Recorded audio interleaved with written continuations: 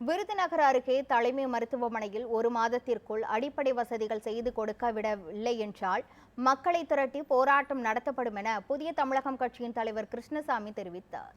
விருதுநகர் மாவட்டம் வத்திராயிருப்பு தாலுகா தலைமை மருத்துவமனையில் பெரும்பான்மையான கட்டிடங்கள் சேதமடைந்து பயன்படுத்த முடியாத நிலையில் உள்ளதால் கிராமப்புற மக்கள் சிரமத்திற்கு ஆளாகி வருகின்றனர்.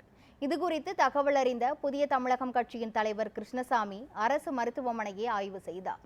பின்னர் செய்தியாளர்களுக்கு பேட்டியளித்த அவர், வத்திராயிருப்பு அரசு மருத்துவமனையை புதுப்பித்து நவீன மருத்துவ கட்டமைப்புகளை ஏற்படுத்த அரசு நடவடிக்கை எடுக்க வேண்டும் என கோரிக்கை விடுத்தார். இப்போ இருக்கக்கூடிய அந்த மேல்வார்டு, இப்போ பயன்பாட்டில் இருக்கிற மேல்வார்டில் ஏறக்குறைய 50-60 வருடங்களுக்கு முன்பு கட்டடத்தில் இருக்கக்கூடிய அத்தனை கம்பிகளும் இத்து தொங்கிட்டு இருக்குது. விண்டோக்களெல்லாம் வந்து சன்செட் எல்லாமே வந்து எப்போ விழுமோ அப்படிங்கிற நிலைமையில் இருக்குது.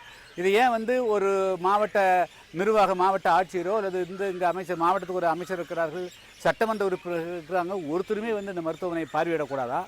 இந்த மருத்துவமனைக்கு போதிய நிதியை ஏன் ஒதுக்க தவறுகிறார்கள்? இந்த மக்களுடைய உடல்நலத்தில் ஏன் இவர்கள் கவனம் செலுத்தாமல் இருக்கிறார்கள் என்பது தான் என்னுடைய கேள்வி.